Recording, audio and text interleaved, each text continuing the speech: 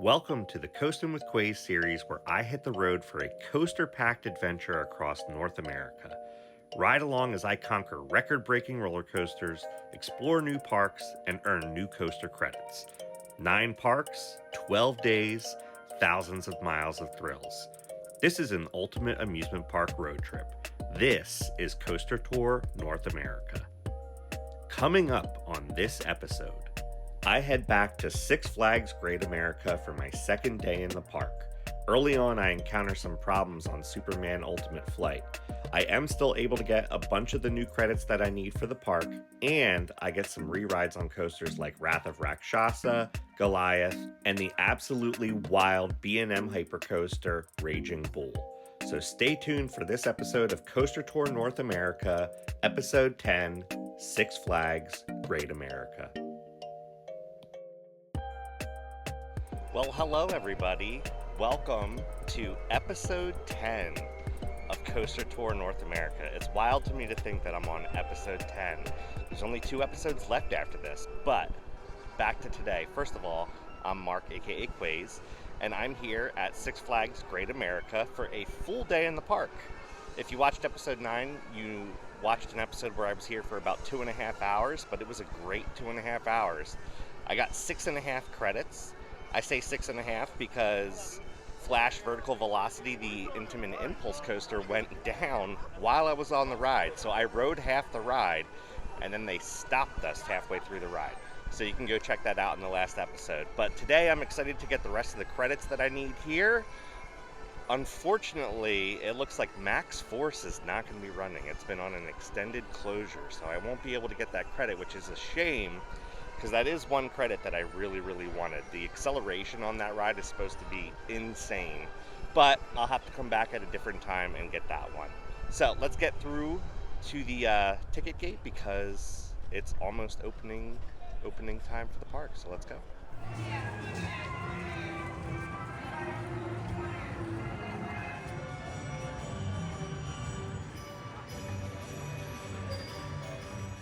All right, quickly and easily into the park. I think today I'm gonna start by going over to like the Gotham City area because that's where a lot of the credits that I need are. It looks like everyone's kind of going half that way and half the other way towards like Wrath of Rakshasa and Raging Bull. So I already rode both of those coasters, so Gotham City it is. Now I'm wondering, Superman Ultimate Flight over here, the B&M Flyer, I'm wondering if that will be running today. It was not running yesterday. That and Max Force were both closed. So I'm not going to go to that right away, obviously, because it's not running yet. But later on today, I might try to get that credit. I guess this is supposed to be like the French Quarter area of the park here. And then you go from the French Quarter right into the other part of Great America. Or like the great part of real America, Gotham City. Gotham City is real, people. Because we are outside of Chicago, there's an Italian beef place here. That actually sounds pretty good. Alright, I'm making my way to the Dark Knight coaster, which is the indoor Wild Mouse coaster. There's the building back there. Because this ride gets like hour-long waits later in the day, so I just kind of want to knock it out and get the credit real quick.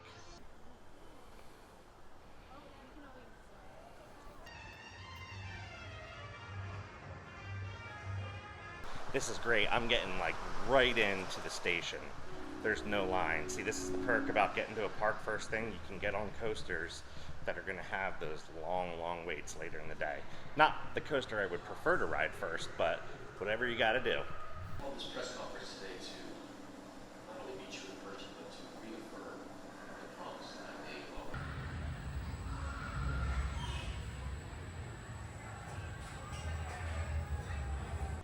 Okay, that was a nice easy credit, no line at all. Fun Wild Mouse ride. I thought I remember the one at Great Adventure having a little bit more in the lateral forces. This was a little bit more tame. But honestly, the best part about this ride is all the Batman theming. Alright, let's move on. You know what? They actually started running Superman, so I am going to get on this since it's right next to us because this will get a long line, and if it goes down, I don't want to risk losing the credit.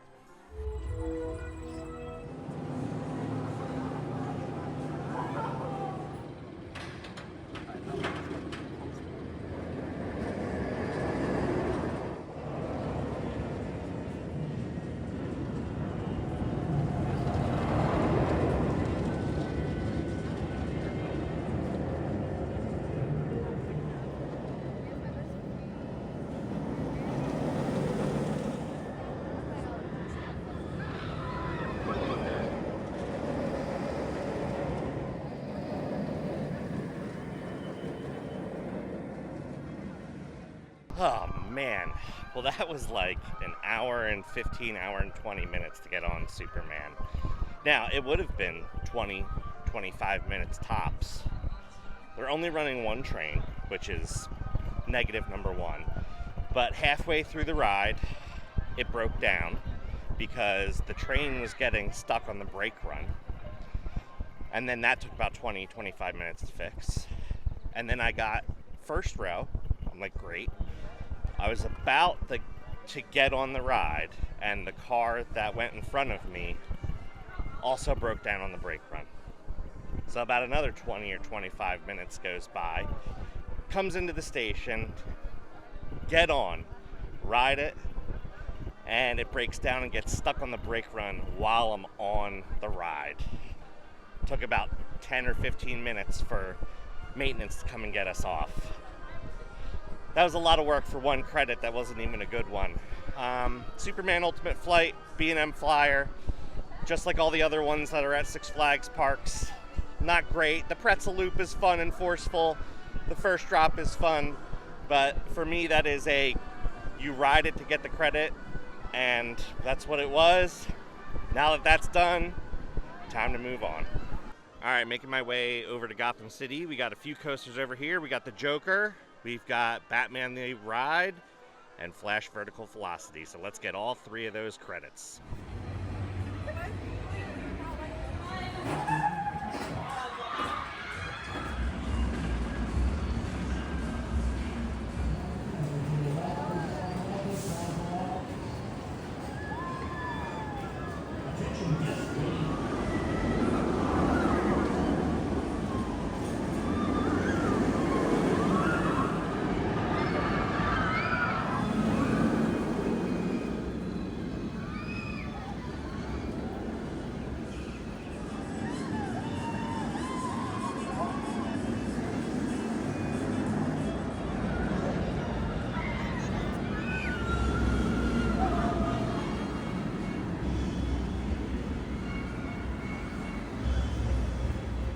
All right, I found a little bit of shade here because it's a pretty hot day today, but I got the Batman the Ride credit, which is great.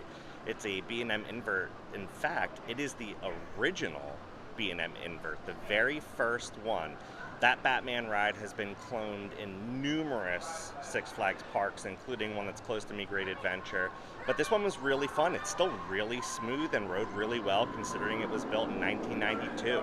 So great ride on that. I'm skipping the Flash and the Joker for now just because they have super long waits. Everyone's going to go to those rides first, so I'm going to get on some other stuff and I'll come back here later to get those credits. And right out of Gotham City, we have the Little Dipper wooden roller coaster, which is a kid's wooden roller coaster, but it's really small. It's even smaller than like the Ghoster coaster or the Woodstock Express coasters. It looks like there is not a long wait for this, so I'm going to get a ride on it.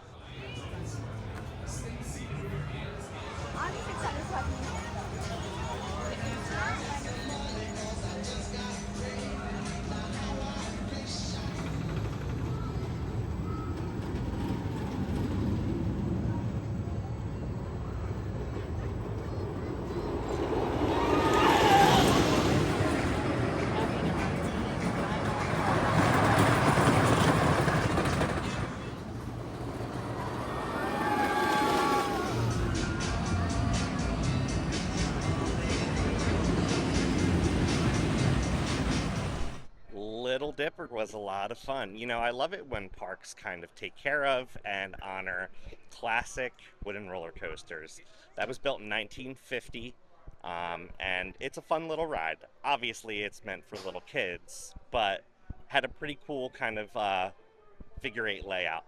Now, this park also has the Whizzer and Sprocket Rockets, which are other family coasters. I got on the Whizzer yesterday. I have not been on Sprocket Rockets yet, but I'm making my way over to that right now since it's not a far walk from Little Dipper. And here we have a Coca-Cola refreshment station. Since the merger of Six Flags and Cedar Fair, they've been adding these at Six Flags. All right, into Camp Cartoon I go to get to Sprocket Rockets. Made it to the queue of Sprocket Rockets. Let's go. Another credit for today.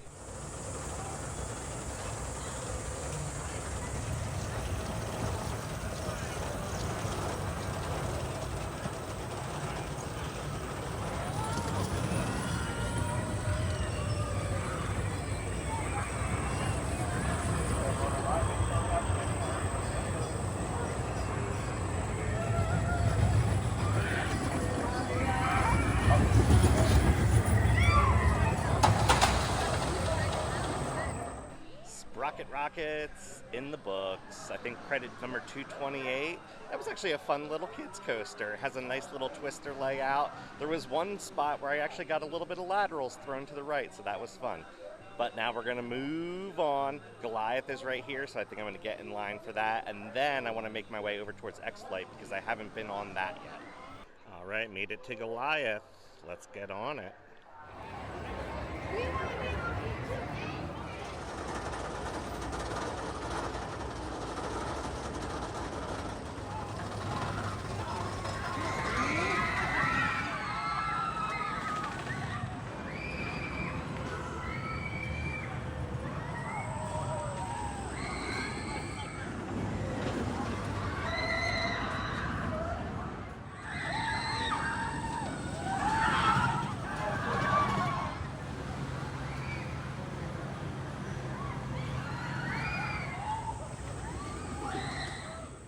Well, that was a great ride on Goliath.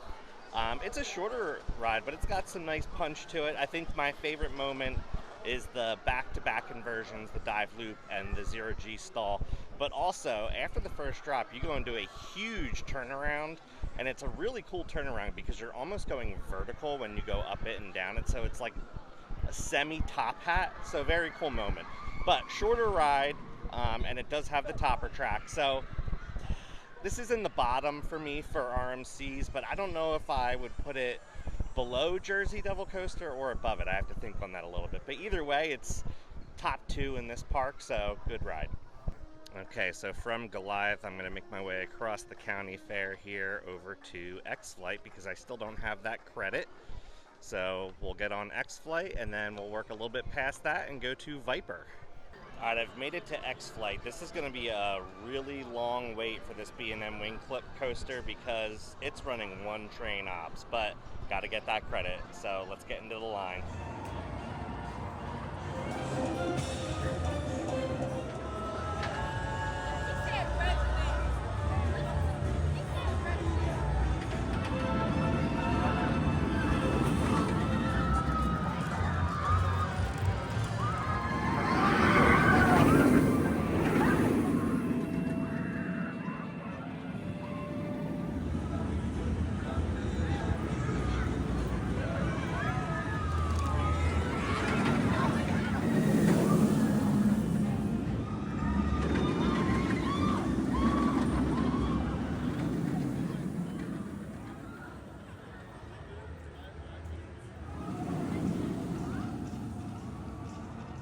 Literally just got off X-Flight. That was a lot of fun.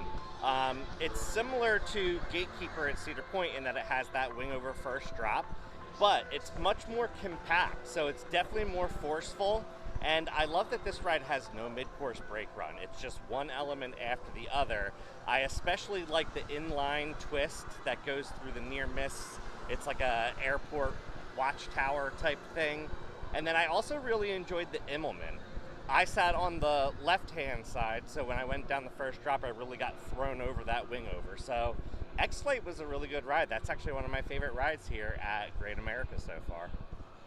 The exit for X-Flight is right here next to Wrath of Rakshasa, which, by the way, this ride looks stunning. I do want to get another ride on Wrath of Rakshasa. I was on it for the first time yesterday, but I still need to get the Viper credit, which is the wooden coaster back there. So that's where I'm going to head next. All right, I've made my way to the Northwest Territory, and then I believe when I get straight through here, I go to the right, and that should take me to Viper. But look at Raging Bull. And look at that. Here is Viper. Wow, I love that sign. That's so cool.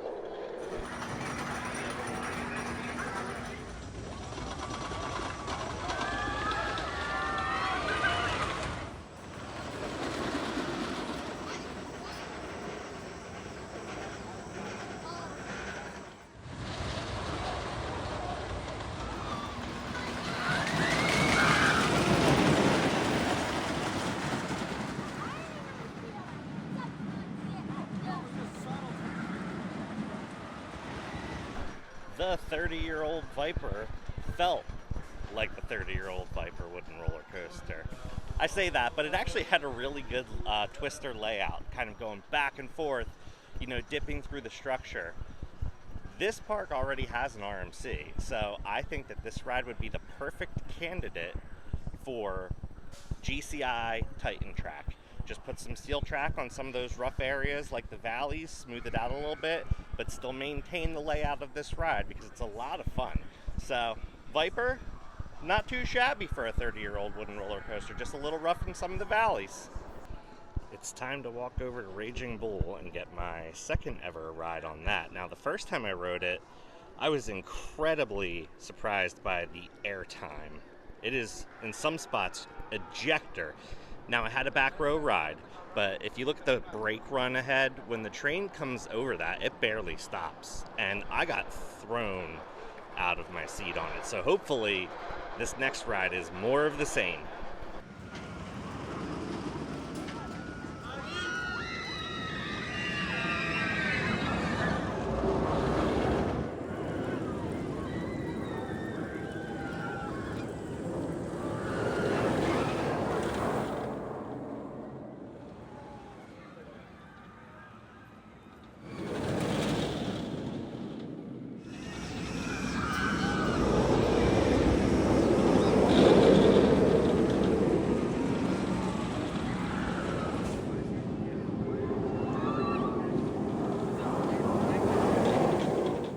Raging Bull, what a ride, man.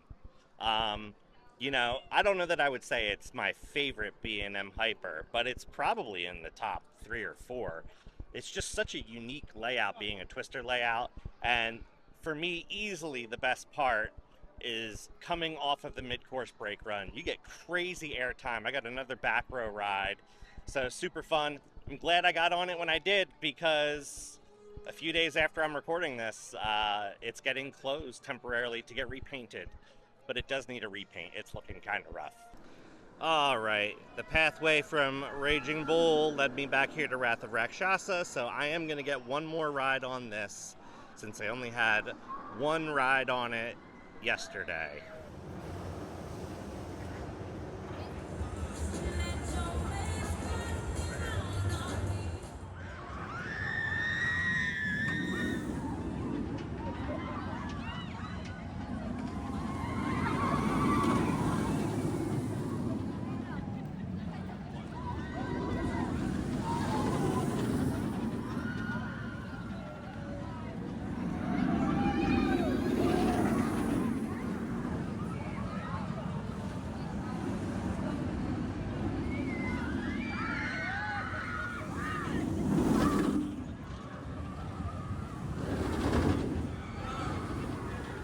Well, that was my second overall ride on Wrath of Rakshasa, and I feel like this time I got to pay attention a little bit more to the details than my first ride yesterday. I love the first drop. The beyond vertical drop is awesome, especially I got front row again, so you stare straight down that. The first two inversions are what you would expect from a B&M dive. You've got an Immelman and a dive loop. The third inversion is my favorite. It's like the 0G roll, but then continues to rotate into a downward leftward helix. Gets more forceful as you get to the bottom, and then you have the double inversion, the demonic knot, which was a lot of fun. Some people talk about how modern B&Ms are not as smooth. I would say that this one has a little bit of that modern B&M rattle, but honestly, it's just so slight. I got to be on Valraven and Yukon Striker over the course of this coaster tour, and both of those rides have massive, massive track. The track on Wrath of Rakshasa is much smaller, so I don't know if that has something to do with what causes a little bit of the shakiness. I don't know if the trains have smaller wheels or something, but it's still a very enjoyable ride, and it's a great addition to this park. It's definitely in the top 3 for me.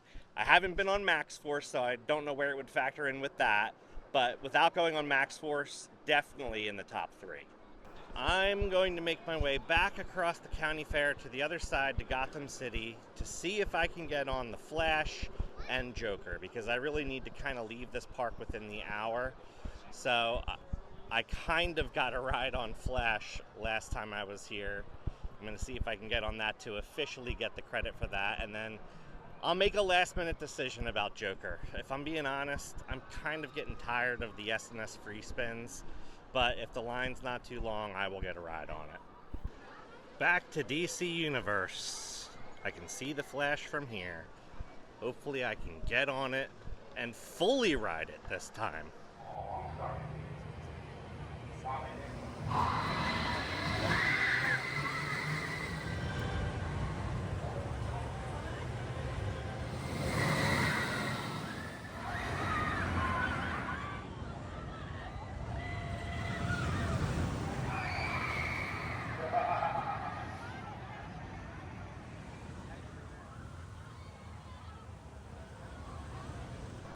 Well guys, I was able to successfully get a full cycle on the Flash vertical velocity, so I guess I can add that credit.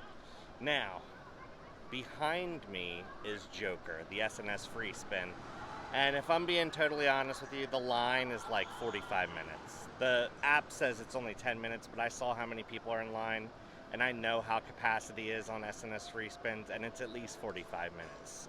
So I've made the executive decision, I'm skipping this credit. Once you've been on 5 S&S free spins, you've been on all of them. I don't need to go on this one. At some point in life, I will probably get on it. But I do need to get on the road, so I'm going to skip it. Now, what can I say about Six Flags Great America? This is a great little park. I say little park. It's a decent-sized park. There's a lot of roller coasters here. They have 16 roller coasters, 17 credits if you count both sides of American Eagle, which... last episode, I rode the blue side. Red side was not running. Today, same thing, just blue side's running, so I skipped that one. So I got 14 of the 17 credits here. Missed out on red of American Eagle. Max Force is not running, and then Joker, and I'm okay with that. There's a lot of coasters here, and there's a few really good coasters. Raging Bull, to me, is the headliner, the highlight. Goliath was really good as well. And then Wrath of Rakshasa, the new dive coaster, is awesome. Everything below that is just kind of okay, I would say. Even though this park has a lot of coasters, whatever genre or category of coaster they fall into, I would say the coasters aren't like the top tier of each category. Goliath is not a top tier RMC. Raging Bull is like a mid to high tier B&M Hyper. Wrath of Rakshasa, I would actually say that that's like a higher end B&M dive coaster, but not as good as something like Yukon Striker at Canada's Wonderland. Everything else is just kind of mid-tier. Like the Batman, even though it is the first Batman B&M invert, or the first B&M invert in general, it's not nearly the best B&M invert. So, but overall I had a lot of fun here, a lot of good rides, decent park. It has very much a feel of what you would think of legacy Six Flags parks. Raging Bull is getting that repaint, so hopefully the new Cedar Fair Six Flags merged Six Flags is going to kind of clean things up a little bit and continue to add to these parks. But I'm going to get out of here and end episode 10. For episode 11, I'm heading to one of my favorite parks, Kings Island in Ohio. The last time I was there was 2022, so I'm really excited to get back there, get on Orion, Banshin, Mystic Timbers, Diamondback, the Beast. Maybe I can try to get a Beast night ride. We'll have to wait and see. So that's the end of this episode. Until next time, guys, keep on coasting.